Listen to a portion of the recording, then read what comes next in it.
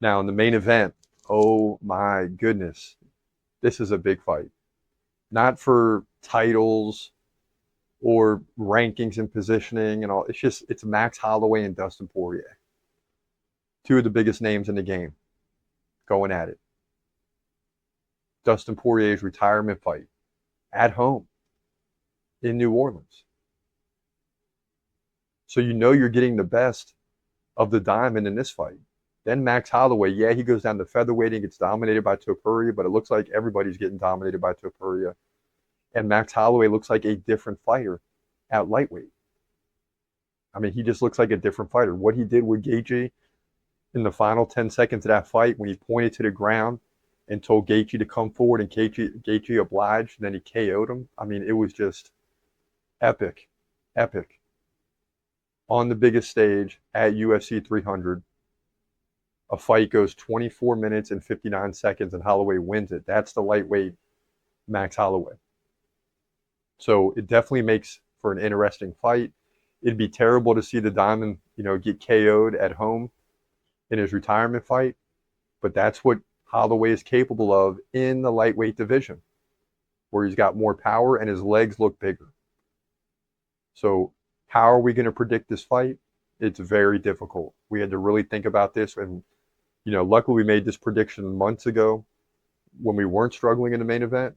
Now we are struggling, and this fight to me is a toss-up. So it could go sideways real quick, but we still got to provide this key prediction for you. Roll it. In the lightweight division, your main event at UFC 318, you got Max Holloway taking on Dustin Poirier for the BMF belt. BMF belt, I don't care about. This fight, however, is going to be awesome. I mean, this is just a fun fight. This is a great, great matchup, especially after Holloway Gaethje at UFC 300. Holloway's a much better fighter at 155 pounds. So let's get into it. Holloway's 26-8. Poirier, in what's being deemed right now the retirement fight, he's 30-9, right? And he's fighting at home in New Orleans. So this is a big deal. Holloway, 2 inches taller at 5'11. He's 33. Poirier, 36. Poirier, 3-inch reach advantage, 72-69. He fights left-handed. Holloway fights right-handed. Both guys very active. Strikers delight, right? Holloway, 7.2 significant strikes per minute. Poirier, 5.3. Poirier can land like a takedown every 3 rounds, so he might get one or two. Unless it works out really well for him, he might try to get more. So we'll have to wait and see. Holloway, 83% takedown defense. Now he went back down to featherweight after the big win over Gaethje, got KO'd in the 3rd round.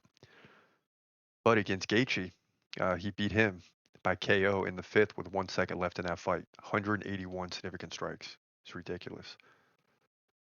Before that, he was in the featherweight, right? So it doesn't really matter. He beat the Korean Zombie, sent him into retirement, 3rd round KO. Arnold Allen, that's a big win by decision.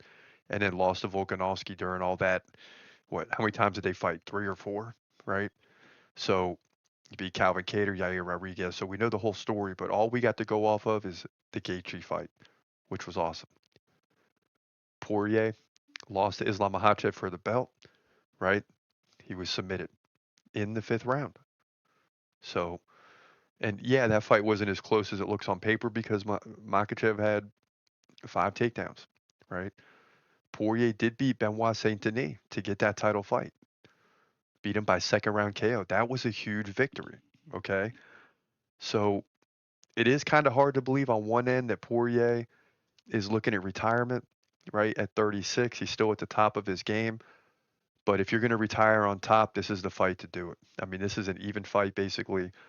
Holloway, huge wild card, right? We saw what he did to Gaethje once again. So anything can happen here. This is just going to be a great fight. But man, Poirier at home.